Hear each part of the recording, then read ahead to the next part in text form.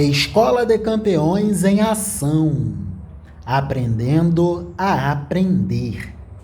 Treinamento para a expansão da nossa capacidade de leituramento.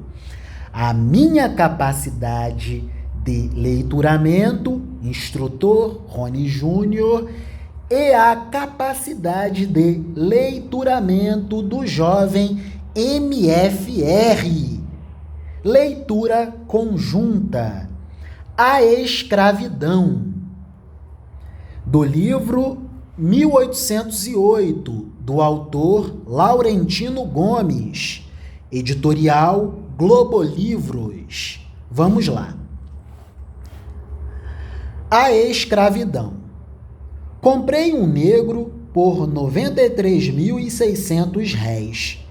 O arquivista Luiz Joaquim dos Santos Marrocos em carta ao pai, uma semana depois de chegar ao Rio de Janeiro em 1811.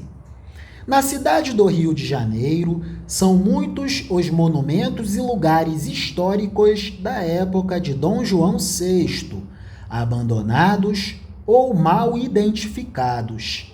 Mas nada se compara ao que aconteceu com o mercado do Valongo.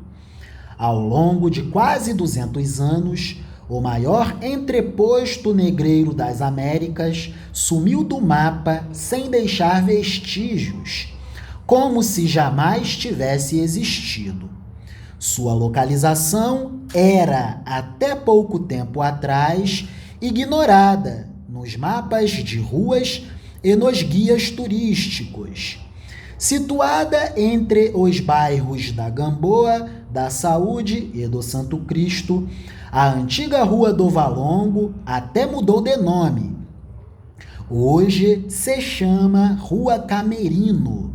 Ao final dela, em direção à Praça Mauá, uma ladeira intitulada Morro do Valongo, sem nenhuma placa, monumento ou explicação, é a única referência geográfica que restou.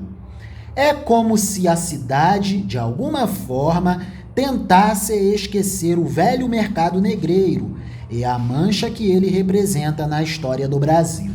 Esforço inútil, porque bem ali perto fica o Sambódromo, onde, em todo o carnaval, uma escola de samba insiste em lembrar que a escravidão faz parte da memória dos cariocas e dos brasileiros. Em 1996, a história do Valongo emergiu do subsolo de uma forma abrupta. Um casal de moradores da rua Pedro Ernesto, 36, no bairro da Gamboa, decidiu fazer reformas em sua casa, construída no início do século XVIII. Durante as escavações, achou em meio ao entulho centenas de fragmentos de ossos misturados a cacos de cerâmica e vidro. Eram os vestígios do até então desconhecido cemitério dos Pretos Novos. Ali, 200 anos atrás, enterravam-se os escravos recém-chegados da África e mortos antes de ser vendidos.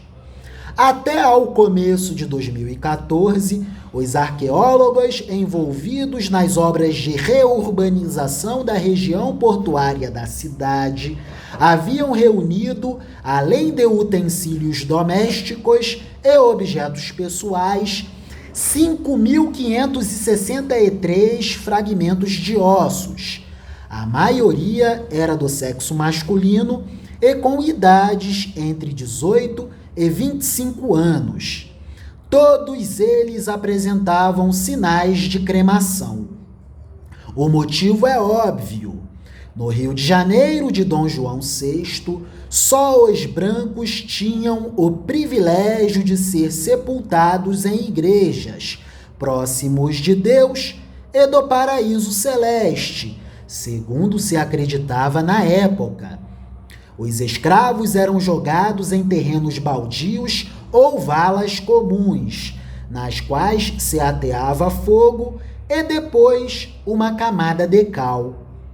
Estima-se que um total de 20.000 cadáveres foram sepultados ou cremados na região do Valongo, até a desativação do mercado negreiro, em 1840, motivo de uma campanha para que o local seja reconhecido como um dos patrimônios mundiais da humanidade pela Unesco, a agência da Organização das Nações Unidas responsável pelo fomento à educação, à ciência e à cultura.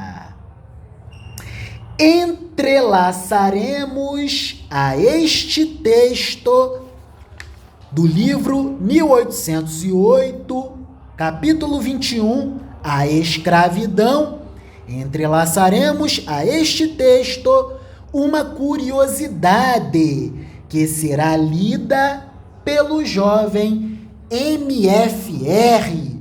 Por favor, jovem abençoado de Deus, traga-nos tal curiosidade para termos noção de como era o Brasil no século XIX.